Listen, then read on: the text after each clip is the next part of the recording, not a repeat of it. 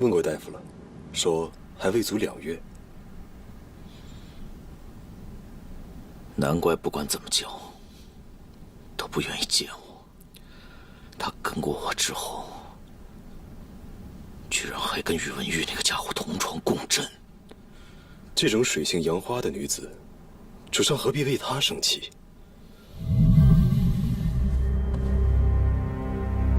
属下失言，属下只是为主上觉得不值。您为她险些连性命都丢掉了，她却连个好眼色都不肯给您。滚！滚！都滚出去！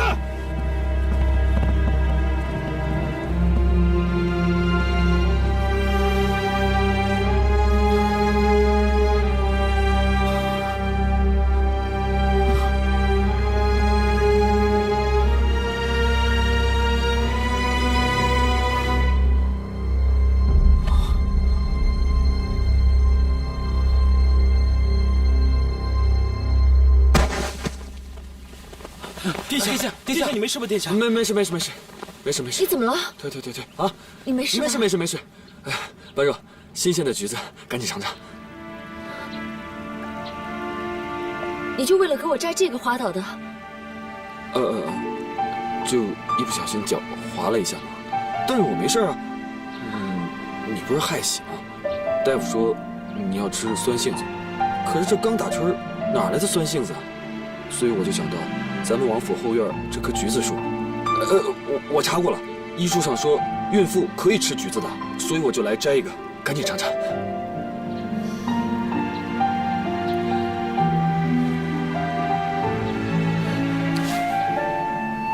你受伤了？没关系，一点都不疼。没事的啊。为了咱们的孩子，别说这个了，上刀山下火海我都愿意去。你快尝尝啊！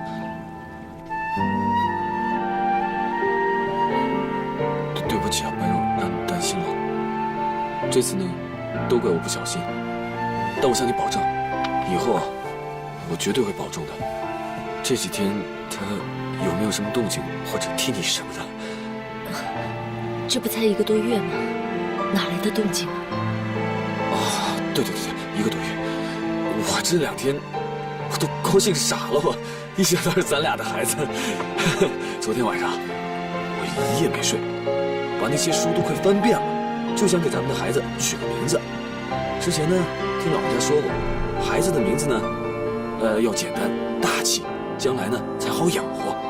所以呢，我就想好了，如果是男孩，咱们就叫阿贤；女孩呢，就叫阿素。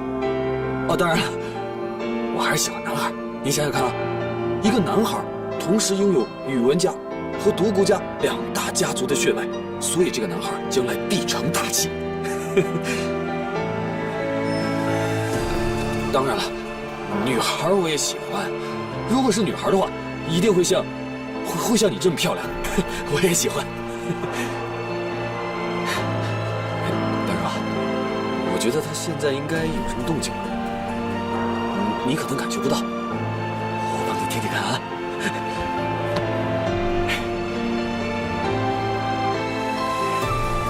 殿下，其实不管以后你想叫他什么名字都好，只要你爱他，真正的爱他，怎么样都好。说什么傻话？咱俩的孩子，我怎么可能不爱呢？你先别说话，我听听，好像真有动静哎。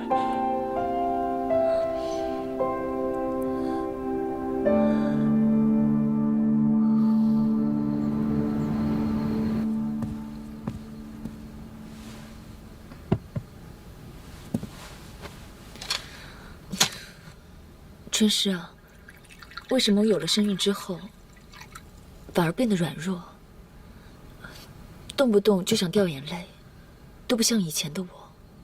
都说为母则刚，姑娘怎么会软弱呢？那你说我这是为什么？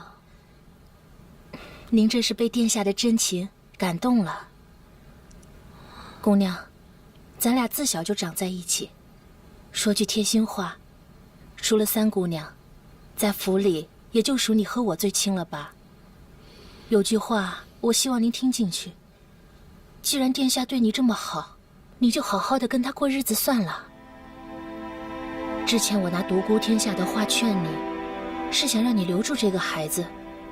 其实王图霸业哪能比得上一个知心人重要？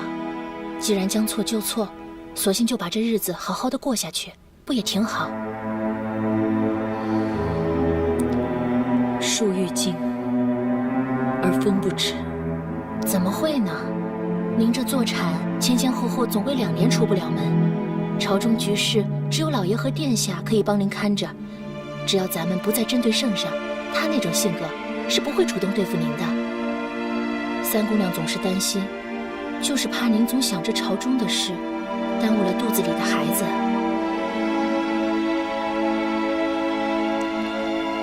我再想想吧。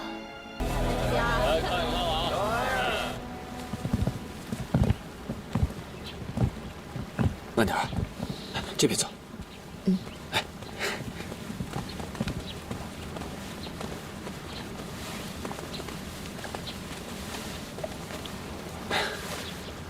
婉儿啊，我呢特意找人帮你弄了这个山楂糕，也是治害喜的，你尝尝。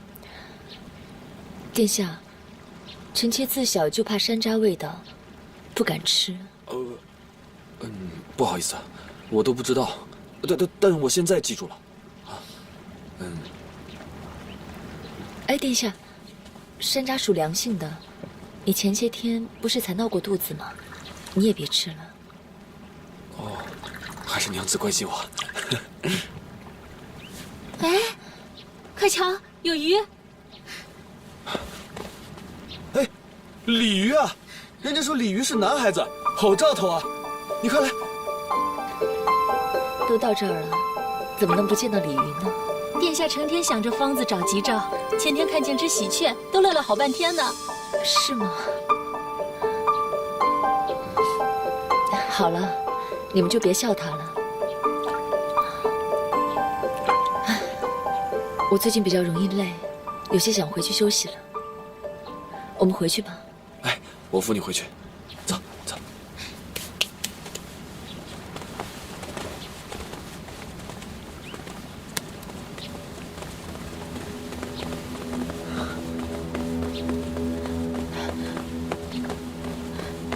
池塘的鱼都死了。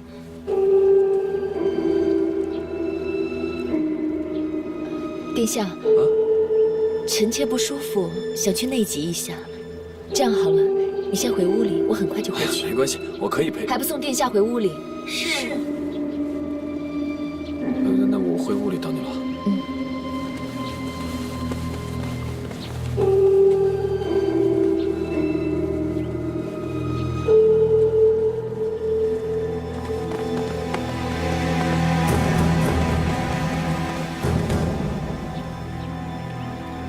我们走了以后不足1刻，就已经这样了。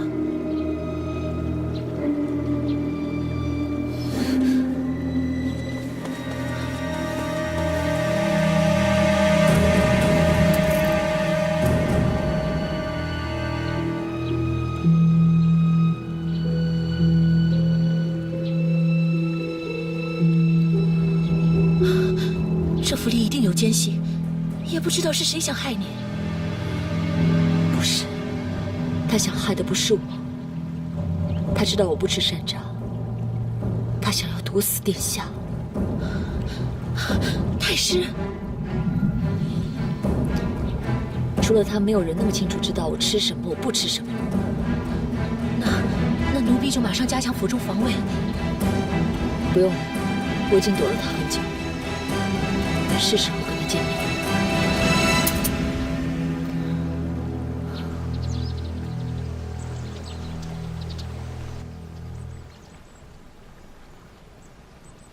你找我何事？明知故问，你为什么要这么做？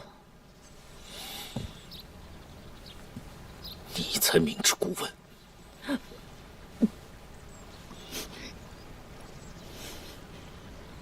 你怎么了？放过宇文玉吧，不要再对他下手了。凭什么？你不会是因为有了他的孩子，才一心一意为他说话吧？哼，我宇文护心心念念得不到的女人，他说娶就娶，如今还，你让我怎么能不杀他？你疯了！打从我把你让给他那天开始，我就疯了。宇文护，你给我听好了，这孩子是你的。你说什么？是。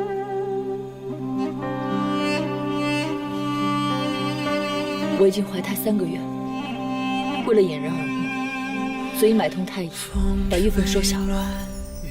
你要不信，你可以现在立刻找人帮我隐瞒。难道就是那晚？一次相遇，却换一生铭记。这真的是我们的孩子啊！我以我独孤天下4个字发誓，这孩子的主只能是你，宇文护。我当然相信，我当然信你，我当然信你。阿护，我知道你想杀掉宇文玉，千万不行，他也必须好好的活着。我肚子里的孩子需要这个名义上的爹。我宇文护的孩子为什么要认别人当爹？我这么安排当然有我的道理。你知道为什么？你身居太师之位，却一直坐不上皇位吗？那是因为你不是先帝宇文泰的儿子，而你的母亲出身卑微，所以我们的孩子需要在宇文玉的名下，这样他不但有尊贵的身份，而且还是先帝第1位龙孙。所以阿护，你非但不能杀他，你还要在我们的孩子出生之前帮他登上龙位，这样以后咱们的孩子就可以名正言顺的当上皇帝。到了那个时候，他长大了，我自然会告诉他所有的一切，他也自然会孝顺你这个生父。你还在意那个皇位吗？这就是你的计划。你愿不愿意跟我一起做？做，当然做。是啊，要是我们的儿子坐上了皇位，我就算晚个7年8年登上皇位又怎么样呢？般若，你这个计划当真是绝妙之极。哎呀，般若，我真的好高兴。虽然我已经有不少的儿女，但只有你腹中这个，才是我这辈子最想要的儿子。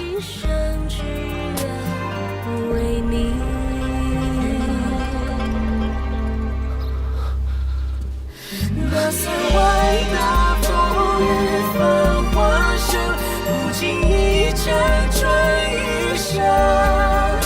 回头看这风景，始终为你冷。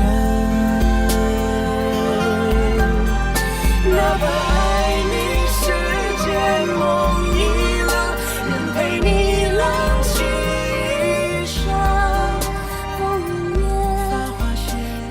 阿姐，你怎么可以这么跟他说啊？为什么不行？我说了每句话都是事实。你又不是不了解宇文护这个人，一旦发起疯来，谁都拦不住的。为了救你姐夫的命，我也只能这样。可是这样实在是太……可是什么？难道还有更好的方法吗？当初是你要我留下这个孩子的，既然这样，我就需要你的帮忙。我跟宇文护协商好了，半年之内一定要拉下宇文觉的地位。可这件事情如果想要成，就一定要阿爹的帮忙。你也不是不知道，阿爹的性格忠直，所以绝不能让他知道这个孩子的身世。伽罗，我要你回去找一个适当的机会和说法，告诉阿爹我要做的这一切，并且这一次叫他绝对不能再帮宇文觉。阿姐，你一定要这么做吗？要，我一定要。既然我要留下这个孩子，我就要替他安排最美好的未来。况且这个孩子身上流着是咱们独孤家和宇文家2家最尊贵的血，我为什么不能替他搏一把？可是这样做实在是太冒险了。日后那个孩子要是真的继承了皇位，姐夫要是知道了真相，你让他如何自处？宇文护一定会告诉孩子身世的。我管不了那么多了。现在，唯一能救你姐夫的方法只有这一个，还能怎么办？可是够了，难道我不知道这中间有危险吗？在这个乱世当中，有那么多的真情假意，那么多的危机陷阱。我要是不放下这些道德和礼仪，我怎么做皇后？我怎么可以独孤天下？嘉罗。我不希望这个孩子日后像你那天一样，明明被陷害，却毫无反击能力。我更不希望日后我跟阿爹一样，在大学里跪着，千求万求，却没有任何人可以帮我。我这么做，不只是为了这个孩子，还为了你姐夫，更为了咱们独孤家。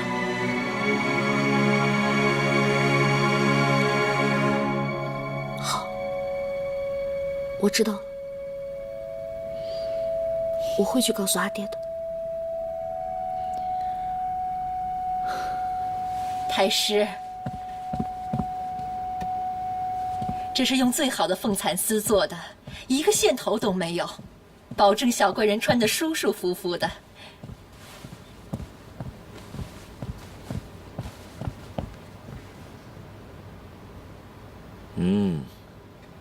做工精致，材质不错，做得好，赏。谢太师。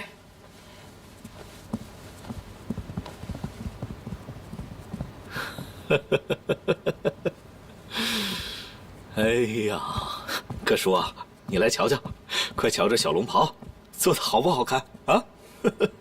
自然是再好不过，只是有话直说。属下知道主上高兴，但单为一个尚未出生的小孩，就早早的决定起事，会不会太仓促了一些？怎么仓促了？为了这件事，我们不是已经筹划了好多年了吗？啊，之前是因为独孤信拦着，可这一回要做龙位的是他外孙，我就不信他会横插一脚。哼，宇文觉那小子纯属自寻死路，居然把赵贵当成心腹，硬逼着独孤信跟他离了心。等大军回朝，随便找个赵贵私通敌军的由头就把他给灭了，到时候宇文觉孤掌难鸣。哼，主上自然是深谋远虑，属下只是担心，您全力为小公子打算的一切，到最后未免成全了别人。你是说宇文悦？属下只是有些奇怪，如果宁都王妃一早就有所计划的话，她为什么不在刚刚诊断出有孕之时就通知于你，反而是一连数月，她对您避而不见？你又开始怀疑般若了。属下不敢。唉，她毕竟是个女人，突然有孕，一时惊慌失措也正常。不过，她多半也是想利用此事保住宇文裕的性命。哼，不过你当真以为我会高兴的得意忘形吗？我是答应他留宇文裕一条性命，可没说永远不杀他。阿爹，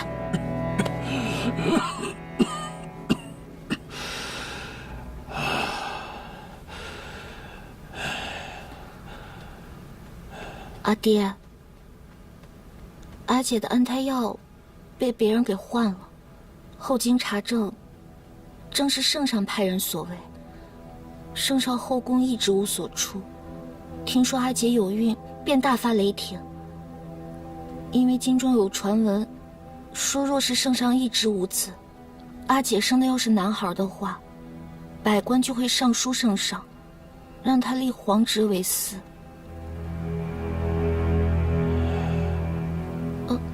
就是因为这样，阿姐才决定起兵的。她让我告诉你，太师要跟他一起联手，所以这次他希望你就不要再护着圣上了。伽罗，那你呢？你又是怎么想的？女儿知道，阿爹一直尽忠为国，可是圣上他，就算这次不是为了阿姐，单单是为了能够让阿庸重获自由，我也会站在阿姐这边的。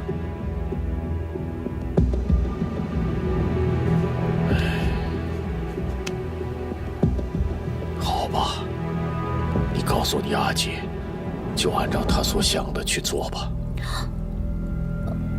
阿爹，你同意了？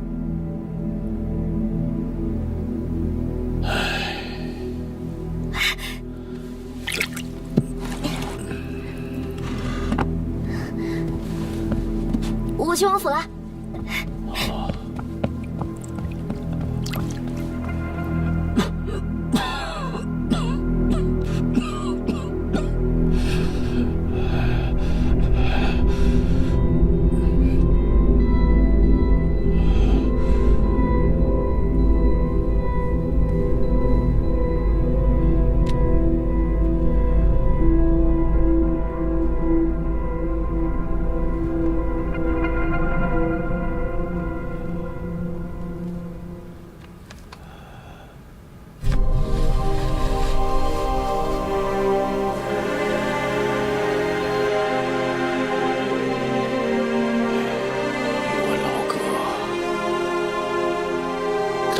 赠我这把宝剑，就是希望我能够辅佐圣上。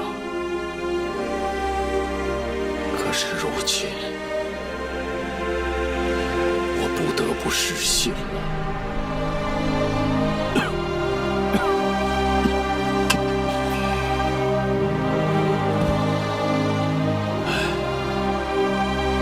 宇文老哥，你就等着我吧。 要不了多少时日，我很快就能到泉下来亲自向你谢罪了。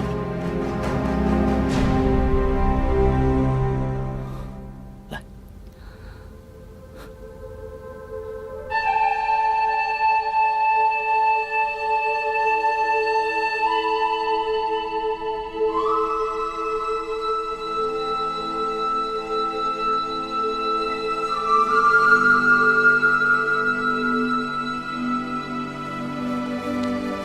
连王妃人在哪儿都不知道，你们就是这么照顾王妃的啊！好了，我这不就回来了吗？看你生这么大气，我这不是担心你吗？你现在毕竟是有身孕的人了，你不能老出去啊！我知道你闷得慌，可也差不多呗。放心，我一点事都没有。春师，都下去吧。是。殿下。 我有些事情想要跟你说，不是孩子的问题吧？不是的，你别担心。我想跟你说的是朝廷之中的事。什么？其实这些日子啊，我常常出府，并不是散心，而是我已经跟京城外武营大将军说好了，只要我们一声令下，他们便会起军，令宇文觉退位。 白若，这……你放心吧，所有的一切，我早都已经安排好了。我放出了风声，让赵贵误以为征齐大军回京之时，便是我们发动政变之日。那个赵贵狗急跳墙，肯定会劝说宇文觉，在大军们回京之前，把我们一次除掉。可是他殊不知。 这征齐大军早就已经在京城80里外等着我们下令。只要赵贵敢起事，我们就以清君侧之名杀了他。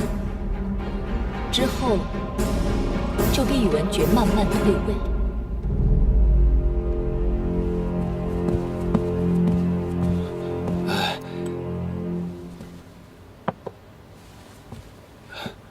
你现在毕竟是有身孕的人了。 怎么突然又想起这件事了？这件事情我本来就预谋已久。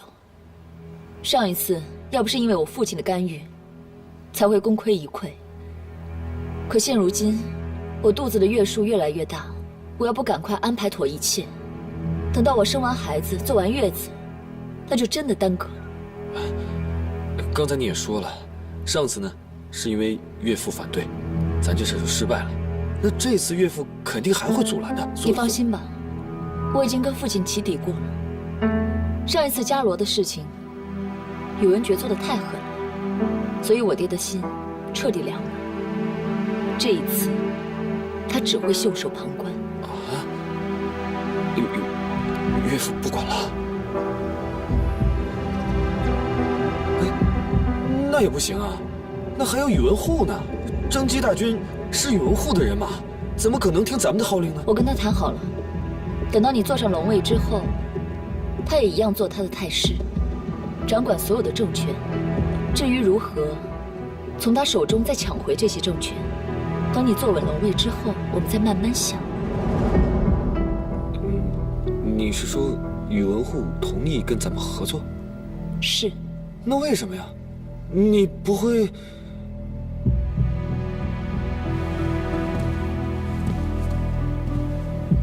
你怀疑我？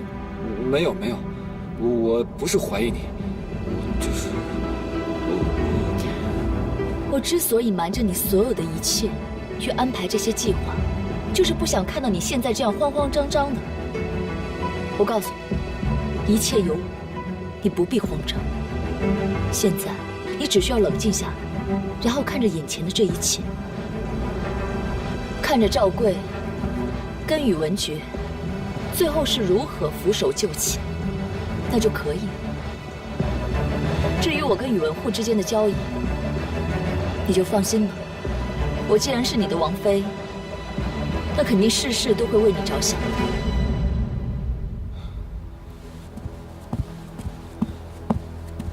般若，我相信你，我也知道，你这么做呀是为了我着想。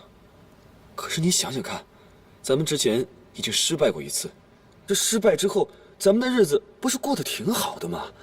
咱们为什么一定要争那个皇位，非要做这件事情呢？要，一定要。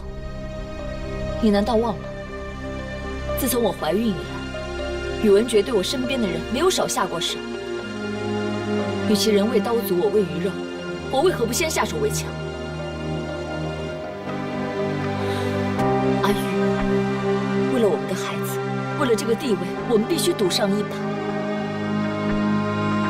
难道你就不想我们以后的孩子成为全天下最尊贵的人吗？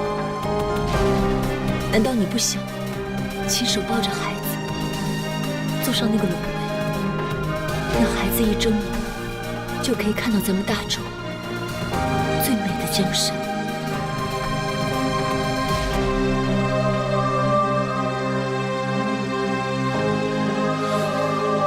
好，我答应你，你说什么做什么，我全听你安排。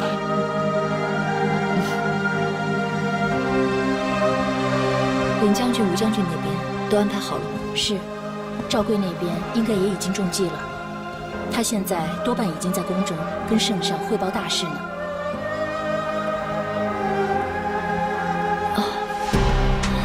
姑娘若是不舒服，不如回房间休息吧。没事，我在这休息就行了。你为何如此忧心忡忡啊？因为我担心，我骗得了阿玉一时，却骗不了他一辈子。我刚才看着他的眼睛，却骗他。这些日子，阿玉只要对我越好，我心里就越难受。我真的好怕。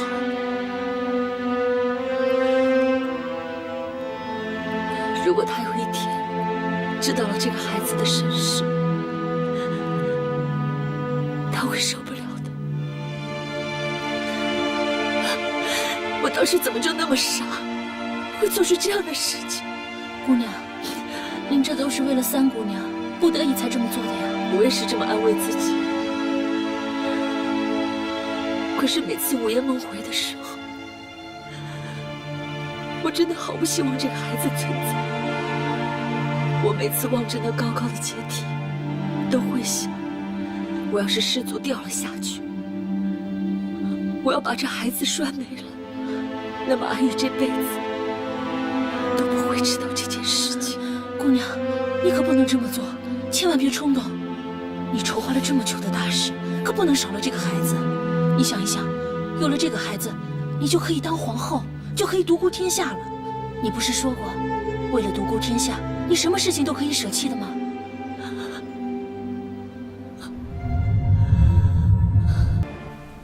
郡公爷呢？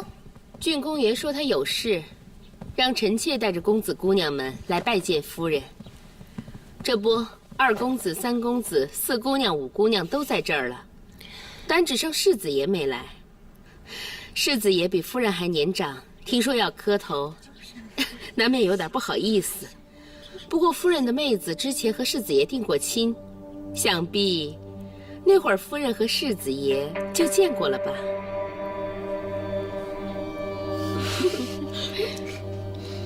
还不快点让孩子们过来见我！快去吧，给夫人请安。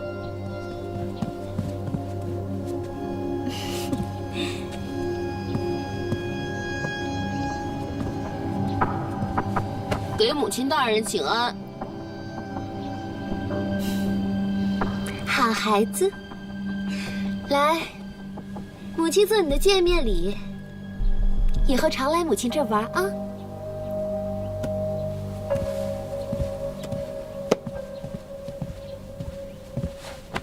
给母亲大人请安。乖，那母亲送你的见面礼，拿去吧。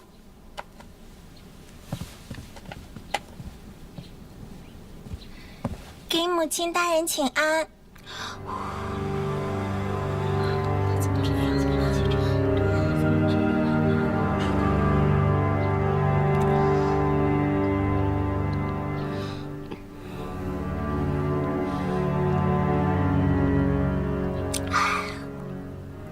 哟，这是五姑娘吧？长得真是跟你娘一个模子啊！让我瞧瞧。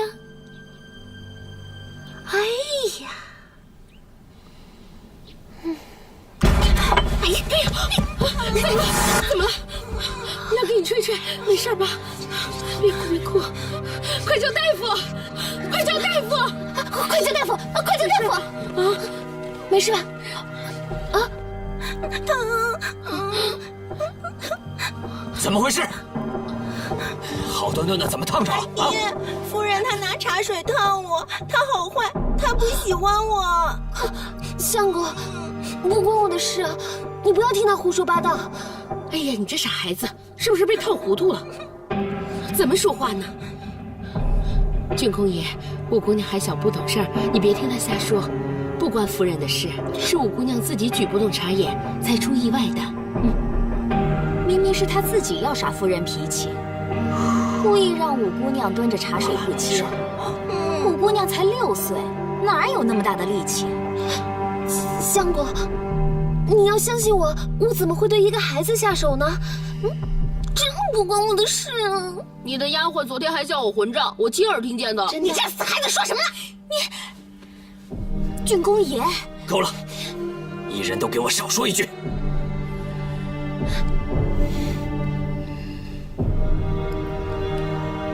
来，咱们先让大夫上一点药啊。来，慢点。忍着点啊，上了药就好了啊。哎，好了，上完了药，阿爹带你出去玩去。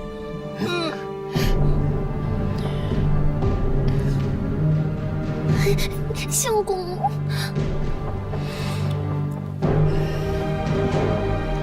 一会儿就好了啊。夫人说的对，这只不过是个意外。既然大家都见过礼了，那就散了吧。是。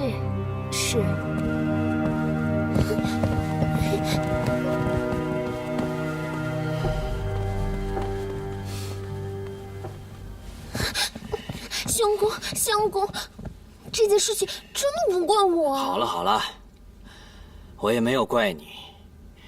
人嘛，总有不小心的时候。啊！我不是不小心，我不是不小心，是他们母女两个联合起来陷害我。你不知道，那个冯氏就是一只笑面虎，前天拉着那帮小妾们气我不说，昨天又逼着我织妾礼。相公，你快点给我做主啊！你还没完了，我已经在他们面前维护你的面子了，你还嫌不够吗？我不要你装面子，我要你还我清白。还你什么清白？那五丫头才多大岁数，她会想出什么主意来陷害你吗？要不是你顾着自己的面子，让一个小姑娘跪这么久，会有这样的事情吗？可怜这冯氏还在我面前一直维护你，你却一点都不领情。他那是耍奸弄滑，让你在夫人面前行个礼，这就叫耍奸耍滑了吗？李冰，我才是你的正室，你怎么能替一个贱人说话？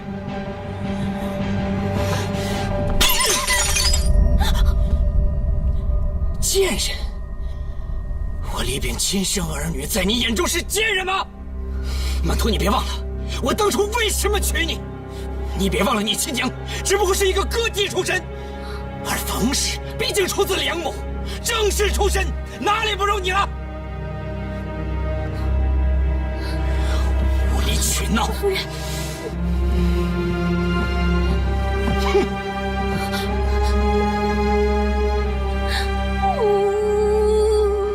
吓死我了！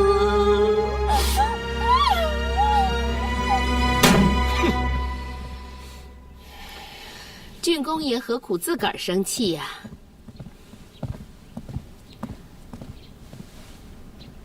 五姑娘已经没事了，她年纪小，那10几个泡啊，看起来吓人。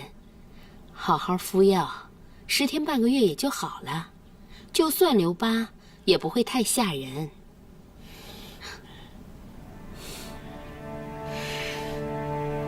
一定要用最好的药，坚决不能留疤。妾身知道，五姑娘既是妾身的女儿，又是妾身的主子，妾身怎么会不在意她呢？唉，夫人年龄还小，也不太懂事，让你受委屈了。看她的样子呀，她也是持不了家。以后这后院的事，还得靠你继续盯着。是，只是妾身想再多一句嘴。世子爷提前回来过后，老是郁郁寡欢，吃不下饭菜。可怜我们家姑娘，就这一根独苗，妾身看着，实在是心痛。郡公爷，你可不能有了新夫人，就把世子爷撂一边啊！哎呀，谢谢你的提醒。好了，一会儿把他叫进来，跟我一起吃饭。是。那妾身立了这一功，郡公爷不赏赏我？想要我怎么赏啊？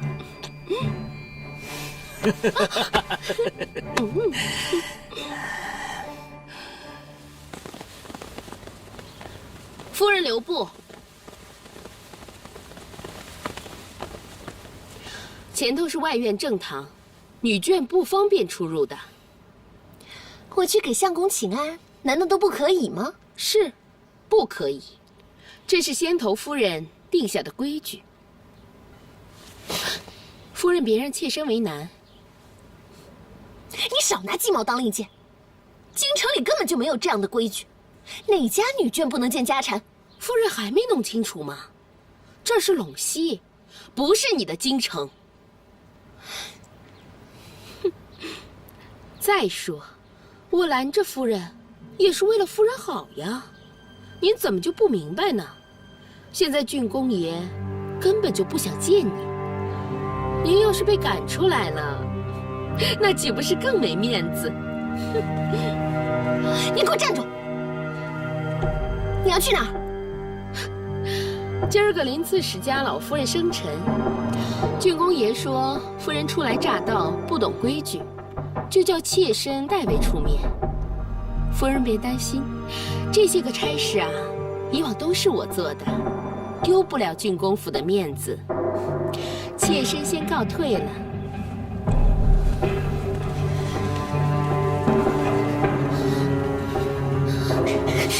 他居然叫一个小妾代替我出门见客，是可忍，孰不可忍！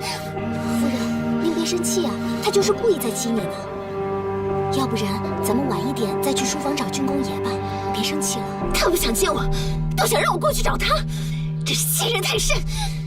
奶娘说过，男人都是贱货，贱货！你不冷着他点，他才不会倒贴过来。我要回房歇着，但凡有人过来找我，你就告诉他，我得了心疼病，不想见人。夫人，郡公爷，我们夫人哭了一整天，她说不想见人。好了好了，别说了。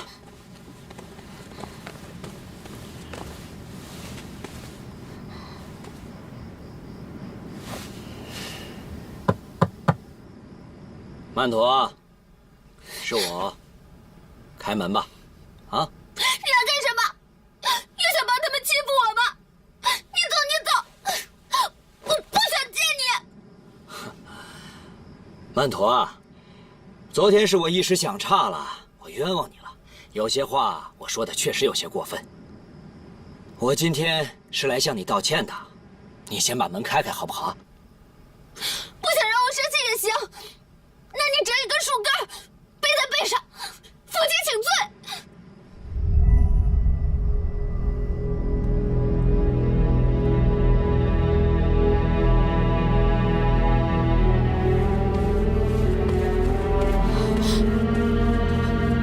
郡公爷，你去哪儿了？郡公爷，郡公爷，夫人。怎么就这么走了？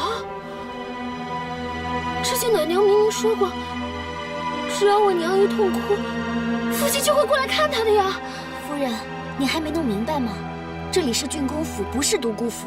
那郡公爷什么女人没见过？你那些哭闹装病的，对他来说根本就不管用的。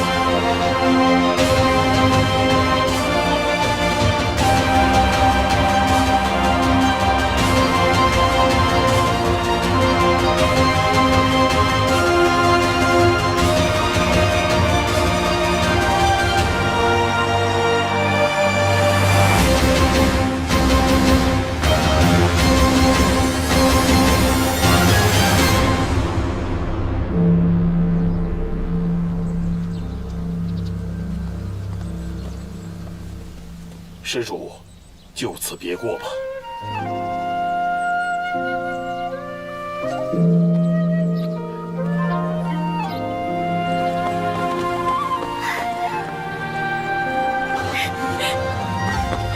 哎呦，哎呦，真好。我总算可以再见到你了。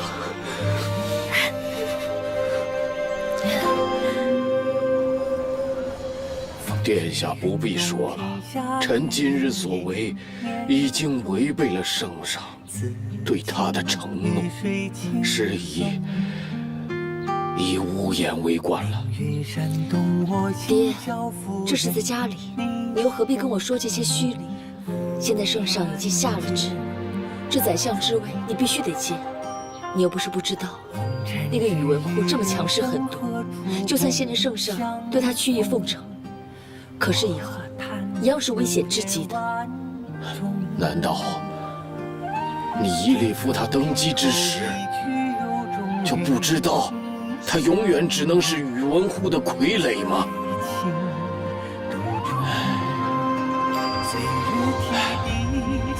殿下还是请回吧。臣已经老了，早应知休了。更何况身为外戚，理应避嫌。爹，爹。陪我一场梦。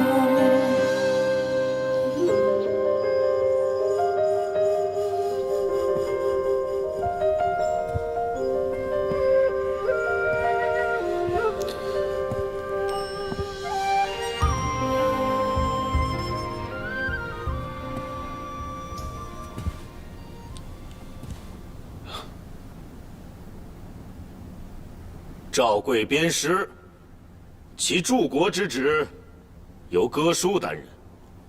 至于宇文觉，废为略阳公，蒲松减为4人，贬去成陵，为先帝守孝。太师啊，这宇文觉毕竟有禅位之功，依寡人之见，还是从轻发落吧。还不赶紧拟旨昭告天下！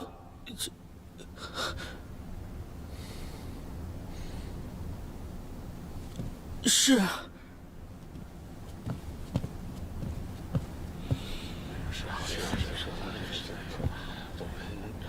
现在已经不是宇文觉的天下了，我的脾气也不像以前那么好了。臣谨遵太师。谨遵太师军令。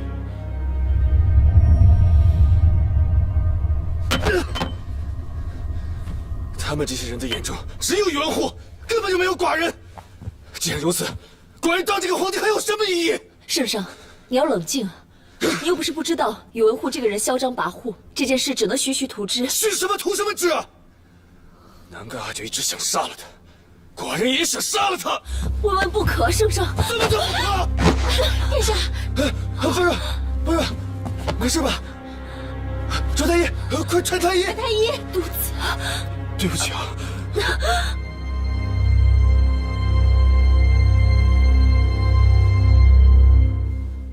禀圣上，殿下是因为忧思甚重，加之刚刚又动了胎气。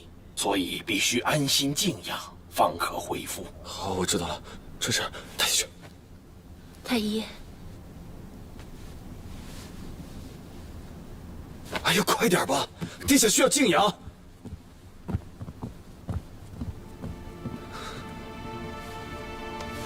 温柔，对不起啊，都怪我刚才跟疯了心一样。这样，你骂我吧，或者你打我也行，好不好？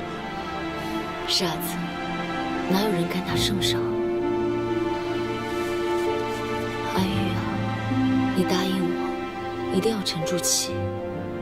不管是为了我，或为了孩子，你都要冷静，千万不能因为一时冲动而步上宇文觉的后尘。答应我好吗？好，只要你跟孩子能安全，你说什么我都答应啊。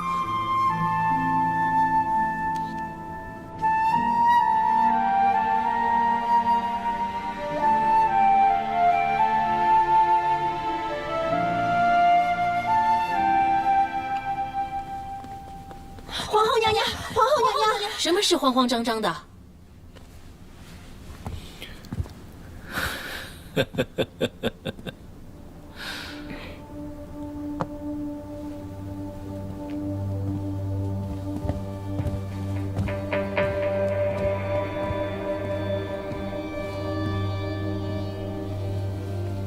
你怎么来了？我怎么不能来了？难道还有人敢多嘴不成？你怎么样了？听说你今天受惊了。那会儿倒还好，不过现在可着实被你吓了一跳。好，是我不好啊！等我们孩子出事了，再替他娘打他爹，成不成？哎，来，我喂你。宇文玉那蠢材还敢对你发脾气，真当自己是皇上了。你也真是的，人家是第一天坐上皇位，第一天上朝，你就这么不给他面子，这换了谁都会不高兴的。那又如何？要是我第一天朝会不立起威来，朝臣们胡思乱想的。再说了，过不久你父亲就该上朝了吧？到时候我自然会退让3分。所以这几天啊，你就先让我随意一下吧。我爹说了，他年纪已大，想要早点置休。哦，是吗？还是让他早点回来吧。我们儿子的天下，还是要多几个长辈看着，我才放心。这不还早着呢，我爹老觉得心里对不起先帝的遗嘱，所以你先让他缓一缓吧。也行。哎，般若，你瞧瞧，我们这样有商有量多好啊！哎，自打你有了孩子之后，对我还真是好多了。当了母亲，自然不一样。那做了皇后，滋味又如何？如履薄冰，战战兢兢。瞎说，你不早就盼着这一天的吗？哎，等我们的儿子出世了，那就真的独孤天下了。啊！太师，再晚宫门就要下药了，而且太医说过，殿下安胎需要早点歇息。你这是赶我走了？你谁呀？阿虎，听我说，我觉得以后啊，你还是不要来我这儿了。这事情要真的传了出去，对咱们孩子影响不好。我们的孩子一定是一个毫无争议的皇子，这样日后才能顺利登基啊。你说的也有道理。哎，那你以后多去隆兴寺礼佛，我们在那儿见也行。哦，对了，宇文邕已经放出来了，不但赐还了皇爵，还加了封户。你家伽罗现在多半正高兴呢吧？哎，你这新任皇后是不是要下达奉诏赐婚呢？就别说这些了，我爹那儿多半是不可能答应的。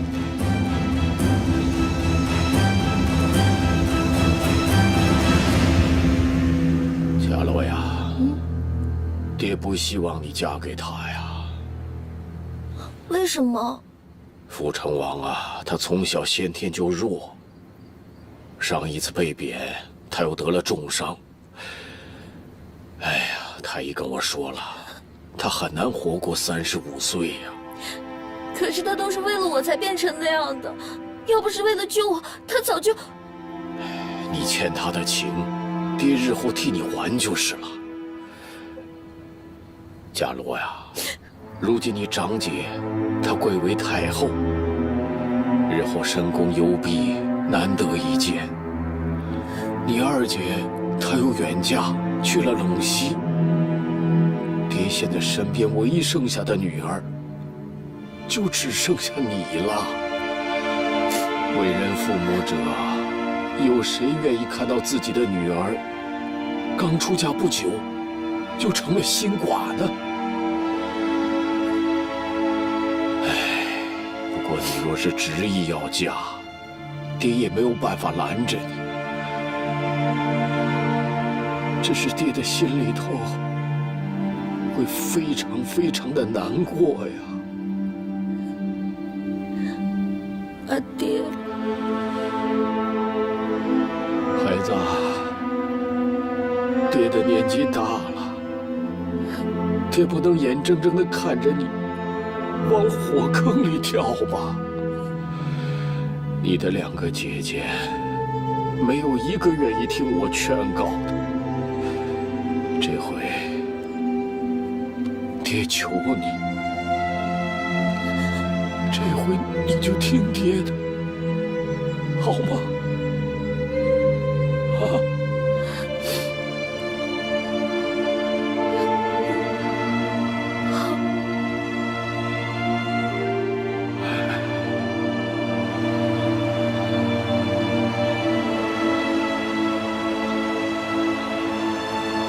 伽罗，你看这景色多美啊！啊，你就别难过了。要换作是我，我也不愿意把自己的女儿嫁给一个短命鬼啊！我不许你这样说自己。好了，我现在不是好好活着吗？再说，你看，我这头发也长出来了，也不用再当和尚了，还能时不时的和你说说话，这日子过得别提有多幸福。哎，其实我们俩呀，这样也挺好的。等着吧，反正你还小呢，说不定哪天老天有眼，给我一株灵药，又或者你阿爹改变主意了呢。不过，我觉得最有可能的，就是你喜欢上别的如意郎君了，忽然间把我就抛到九霄云外喽。你别胡说。我哪有胡说啊？你现在可是丞相的女儿，殿下的妹妹，抢手的很呐。你才是呢！你现在又是亲王，封邑又多，心里想嫁给你的、想当王妃的女孩不知道有多少呢。赞龙，说真的，我会等你，一直等到你出嫁那天。月夜在湖畔飘摇了山丘，雨烟苍生公园琵琶后，谁一窗幻梦如昨，泪尽从何，心头白发起换了秋色，愿知晓有情夫人，这天色不早了，该回去了。回去做什么？看冯氏他们的脸色吗？郡公已经快1个月没来我的房间了，在他们眼里，我这个陇西郡公夫人早就跟死人差不多了。那也要回去用晚膳的呀。这些天你都没有好好吃饭，这人都瘦了一大圈了。都怪我命苦。如果早知道他是这样的人，我就不应该嫁到陇西了。如果现在我还在京城，该有多好！夫人成天说这些有什么用呢？奴婢都劝过你好几回了，你要先笼络住郡公爷才是正经啊。我跟我娘都是一样的命苦。今日斗酒回，明旦沟水头，谢蝶玉钩上，沟水都细雨。夫人，哎，夫人在这儿呢。夫人，给夫人道喜了。什么喜？夫人您不知道吗？京里飞鸽传书，新帝登基，您的长姐做了皇后，连这几个舅老爷也升了官。郡公爷刚刚吩咐府里准备了宴席，正满园子找您，给您贺喜呢。今天的饭菜很丰盛，夫人，这些都是夫人爱吃的。哎呦，曼陀呀，陇西的风沙大，你出入庭院怎么不披件披风呢？着凉了怎么办呢？啊！哎呀，诸位，今天可是咱们府上的大喜日子呀！咱们是不是应该共同举杯，给夫人道个喜呢？啊！对对对对对！来！哎呀，曼陀，锦娘，你的酒，给夫人道喜了。来，给夫人道喜了。你们都先别急，咱们一个个来。一个一个来。夫人长姐正为正宫，乃普天同庆。我们几个凑了提及，为夫人寻了盆宝石盆景过来，你看，聊表贺意。这么重的贺礼，我可受不起。昨天还欺负我，给我吃冷菜冷饭。哦，今天听说我姐姐当了皇后，就立马换了一副嘴脸了。曼陀，郡公爷，你不是要替妾身贺喜吗？啊，是。可是妾身呐，清静惯了，我见到这些贱人，贱人，我就烦心。哎，曼陀，哎，想喝酒好啊，把这些贱人们赶出去再说。哎呀，曼陀，你这是干什么呀？是妾身们不对，惹夫人不高兴了。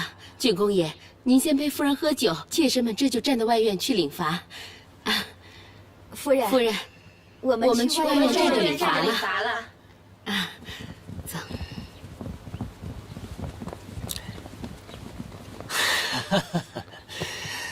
哎呀，行了，这下你开心了，就剩咱们俩了，一点都不热闹了。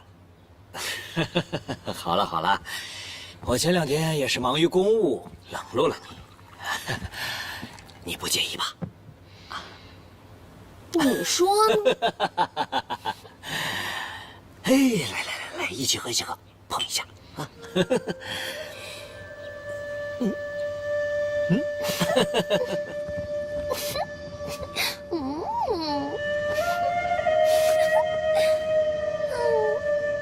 相公，你好讨厌呢。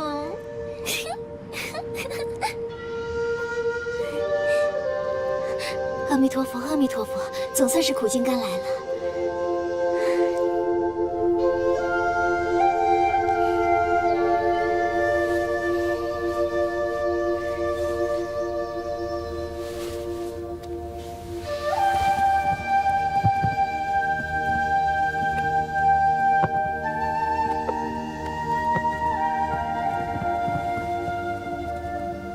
夫人，只要郡公爷肯来，你以后就不会再受气了。哼，只要般若还是皇后，她以后就不敢不来。奴婢正想劝你这事儿呢。昨天晚上你当着郡公爷让冯氏他们没脸，实在有些不妥啊。我知道，我就是想杀杀他们的气焰，要不然他们真把我当软柿子捏。哦，骂着哄着都由着他们。可那也让郡公爷面上不好看啊。他瞧在皇后的份上，肯定会待你比以前好的。可是夫人要一直这样，可就不好说了。这万一郡公爷要是知道你和皇后不和的消息，不会吧？他怎么会知道呢？夫人，这陇西再远，和京城也是通着消息呢。万一有人别有用心，打听出来了呢？夫人，你就听奴婢一回劝吧。以后和郡公爷还有冯氏他们都软和着些。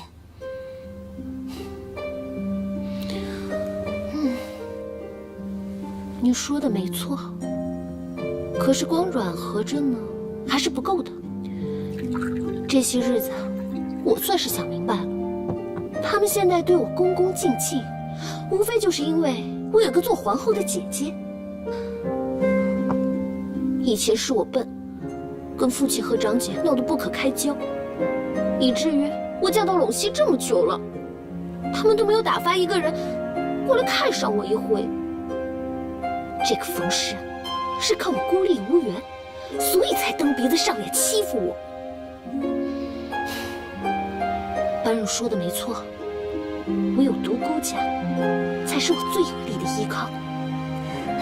夫人能这么想就对了，所以我必须主动跟家里赔个不是。父亲向来心软，那我就多说几句求饶和认错的话，他也就不会再生我的气了。这般若呢，虽然是皇后，可我这陇西郡公夫人的位置，要是坐得稳，也给他长脸，是不是？对，赶紧的，找纸和笔来，我这就给家里写信。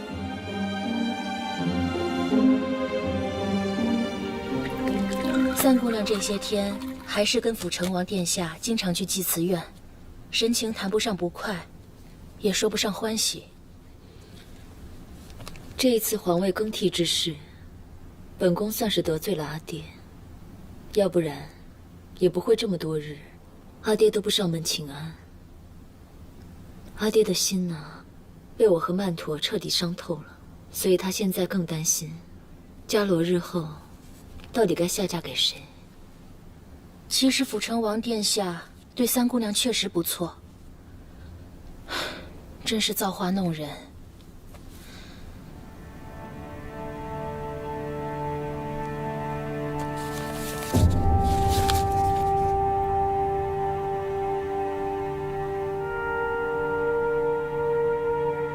二姑娘的。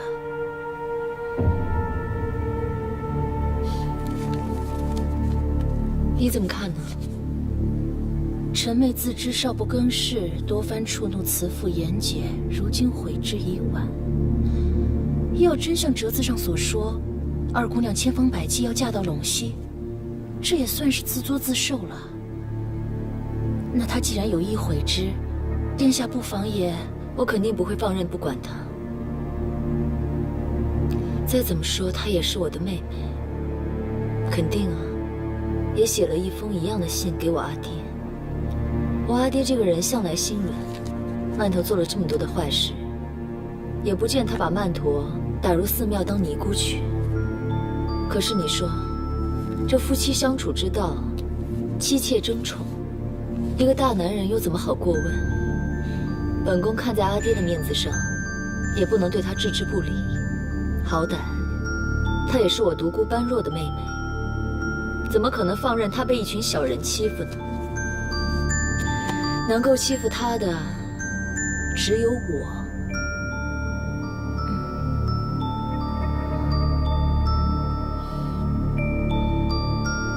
对了，宇文觉以前的后宫里，是不是有一个姓王的女使？好像是。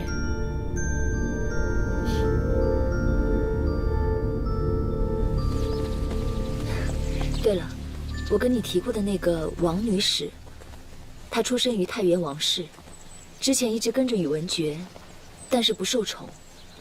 可我看她这个人啊，做人处事倒挺有手腕的，所以就想啊，干脆把她派去陇西那里，帮一帮曼陀。圣上，要是您觉得可以的话，时不时也在陇西郡王宫那儿敲打敲打。好啊，反正朕这个皇帝啊，也没什么大用。这点小事情呢，朕还是可以做主的。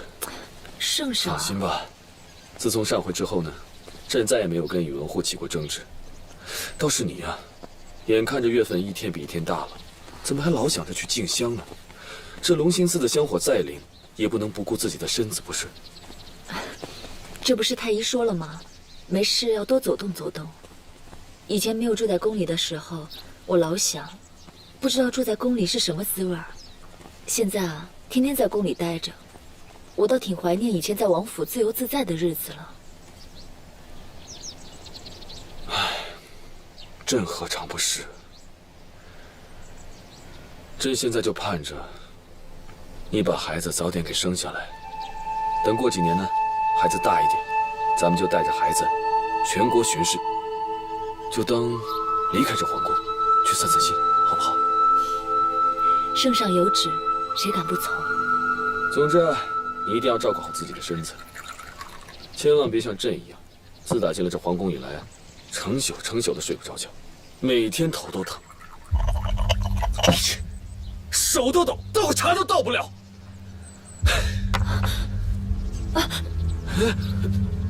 般若，你没烫着吧？要不要宣太医啊？啊，不用，一时手滑而已，没事的。哦。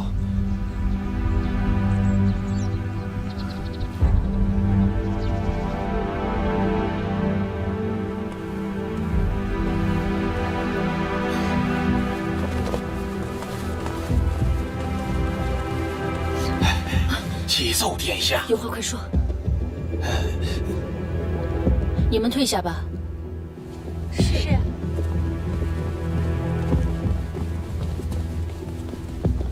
说。殿下所料不差，圣上确已中了水银之毒。